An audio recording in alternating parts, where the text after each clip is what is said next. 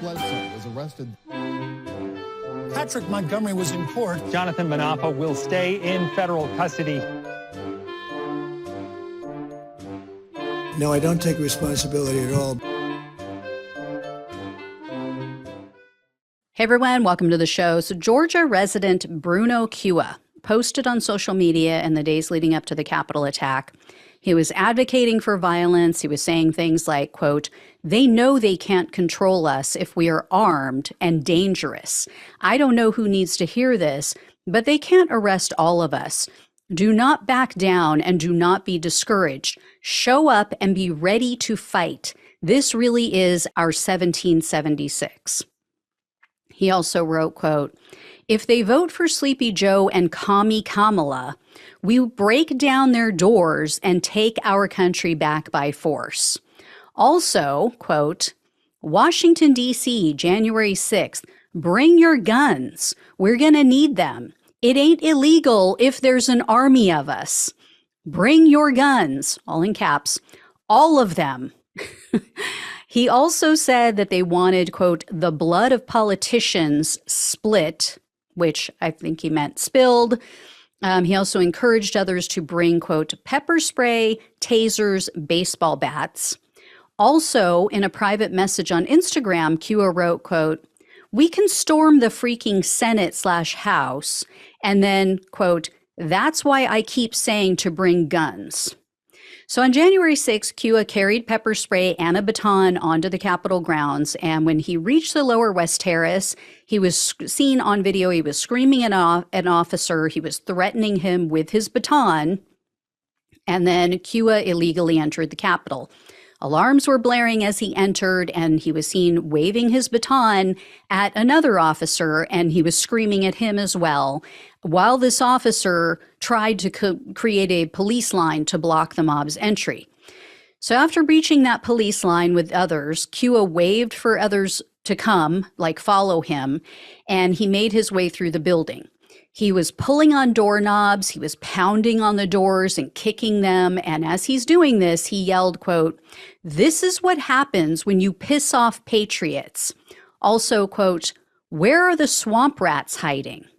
So he kept repeating things like that. When he reached the Senate, he joined in with other violent Trump supporters, and he shoved an officer. The officer was trying to close and lock the doors, and other people were pushing him around, slapping him, punching him, things like that. So Cua joined in on that, pushed him. Then he entered the Senate gallery, and he asked January 6 convicts Josiah Colt and Nathaniel Grave, quote, "If I go down there and open the doors, will you storm?"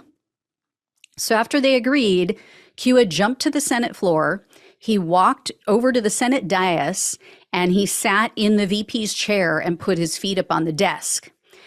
He finally left the Senate chamber sometime later after he rifled through senators' desks, and then he was escorted out of the building by law enforcement.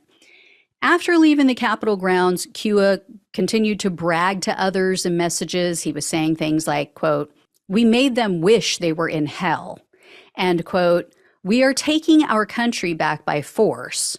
Also, quote, "If Trump doesn't get him, we will be back in D.C. for a bloodbath." Cua also called it the, quote, "best day of my life." And this is my favorite part. This is my favorite message that Cua sent. He said, quote, "Hell no, it wasn't Antifa. It was patriots, and we stormed in. We are fighting." You don't say. Cua also continued to implicate himself on social media. He falsely claimed, though, that they were exercising their free, speech rights, their constitutionally protected rights, and that Trump's mob peacefully protested. And Cua actually said, quote, "Violent protests against the Capitol, not small businesses, are well within our constitutional rights." I don't think he knows what that means. Do not think it means what you think it means. He also threatened lawmakers several times. He wrote things like, quote, "There will be no warning shot next time." And then in a private message, he said, quote, "I want a bloody war. I'm ready to start shooting, and I'm ready to die before I watch America crash and burn. I'll be on the front lines. I want to lock the swamp rat tyrants in the Capitol and burn the place to the ground. Well, by the end of January, he wasn't quite so brave anymore because he deleted all of his social media accounts and all of his January 6 photos off of his phone. So Cua was arrested on February 6th of 2021, and in a second superseding indictment, he was charged with civil disorder, obstructing an official proceeding, assaulting officers, entering a restricted building or grounds with a deadly or dangerous weapon, 2 counts of disorderly conduct, one of which included the deadly or dangerous weapon enhancement, 2 counts of physical violence, one of which also included the deadly or dangerous weapon enhancement, entering the floor of Congress, entering the gallery of Congress, entering certain rooms in a Capitol, and parading or demonstrating in a Capitol. Cua refused a plea deal, and he opted for a stipulated bench trial. Well, in February of 2023, he was found guilty of obstructing an official proceeding and assaulting officers. So Cua was looking at up to 20 years in prison, 3 years of probation, and $250,000 in fines. And the government requested a sentence of 57 months in prison, 3 years of probation, and $2,000 in restitution, also a fine of $23,485. Now, that fine represents the amount of the money that he's raised on his Give, Send, Go fundraising account. U.S. District Judge Randolph Moss presided over Cua's case, and Cua and his parents told the judge that they all felt ashamed, that they were embarrassed that they fell for Trump's lies about the election. And an acquaintance of Cua wrote to the judge and said, quote, Bruno believed what the adults were telling him was true. These adults included his parents, Fox News, and social media. Cua did speak briefly at his sentencing hearing. He admitted to removing pins from a Senate chamber door, which allowed others to come inside of the Senate chamber.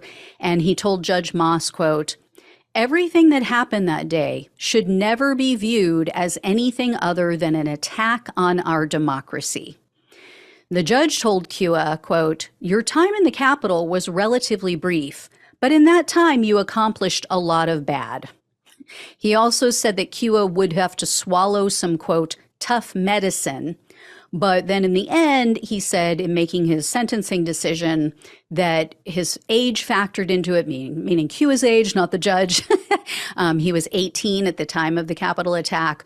Also, the judge considered the more than 2 years that Cua has spent basically on home confinement. So in the end, Cua was sentenced to only 1 year and 1 day in prison and 3 years of probation. And there was no mention of a fine or a restitution fee. I'm always a bit conflicted with the really young defendants. You know, while I do believe if you're old enough to do the crime, you're old enough to do the time. I also know, just biologically speaking, scientifically speaking, our brains are not finished developing until we're like 24, 25 years old. It's not a knock on anybody in particular. That is just biology. Specifically the prefrontal cortex. That is the part of the brain that allows us to predict the consequences of our actions. And, I would imagine at his age, especially, 1 year in prison is going to feel like an eternity. I mean, 1 year without girls. I'm just saying. So I'm hoping that he's being honest. I'm hoping he's one of the few that is legitimately sorry and honestly really sees the error of his ways, and that his parents are being honest about this. Because, if he's going back to that environment, if they still believe it, they're going to keep pumping it into his head. So let's hope this does the trick. If not, unfortunately, he's going to be out before the next election. All right, guys, I will let you know when or if I hear any more. Thank you so much for watching and listening. Please like, please share, please subscribe, please donate if you can. Love you all. Take care, and I'll talk with you soon.